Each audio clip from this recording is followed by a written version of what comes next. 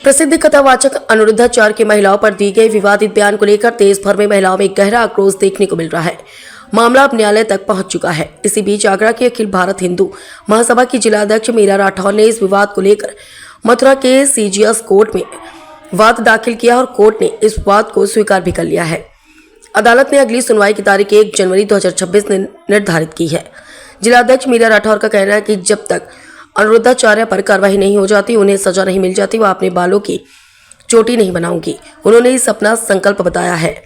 देश भर में महिलाओं और सामाजिक संगठनों की प्रतिक्रियाएं लगातार तेज होती जा रही है और इस पूरे विवाद पर अब अदालत में अगली सुनवाई का इंतजार है। अब नजरें होंगी 1 जनवरी 2026 पर, जब अदालत में इस मामले की अगली सुनवाई होगी। क्या अनिरुद्धाचार्य को सजा मिलती है? क्या महिलाओं का यह आक्रोश उन्हें न्याय दिला पाएगा? आगरा से सूरज वर्मा, समाचार 24। प्रसिद्ध कथावाचक अनिरुद्धाचार्य द्वारा जो महिला को लेकर विवादित बयान दिए गए हैं, उस विषय में क्या कहना चाहेंगे? जैसे मैं बांके बिहारी जी के दर्शन करने के लिए गए थे, वहाँ पे हमने देखा, मैंने सोशल मीडिया खोला तो मैंने देखा अनिरुद्धाचार्य बहन बेटियों के मामले में टिप्पणियां कर रहे। तो मैं वहाँ पे तो थी, तो मैंने एक प्रार्थना पत्र लिखा और वहाँ से लिख के मैंने तुरंत ही थाने में दिया, मगर हमारी कोई सुनवाई नहीं हुई। तो मेरे हिसाब से हमेशा ये साधु संत हैं, संत के मामले में एक धब्बा है और हमेशा गलत बोलते रहते हैं, इनको नहीं बोलना चाहिए। तो जैसे भरी मंच पे कह रहे हैं कि 14 साल की बेटी की शादी कर देनी चाहिए और 14 साल की बेटियों की शादी नहीं करोगे तो 4 जगह मुंह मार के आती। जो 24 साल की लड़कियां हैं तो कहते हैं कि 4 जगह मुंह मार के आती और जवानी अपनी इधर उधर फिसल जाती है उनकी।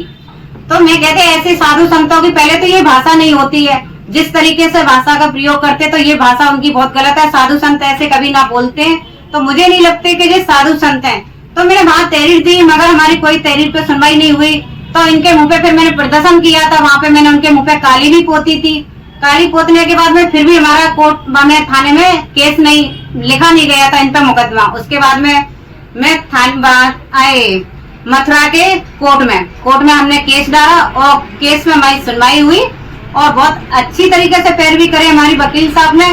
तो उनके जज साहब ने भी बहुत अच्छी तरीके से संज्ञान लिया, तो उनपे मुकदमा लिखा जा रहा है 1 तारीख को। तो उनके वकील आए हैं अनिरुद्धाचार्य जी के लिए, इनका कोई वकील लड़ने के लिए केस तैयार नहीं था।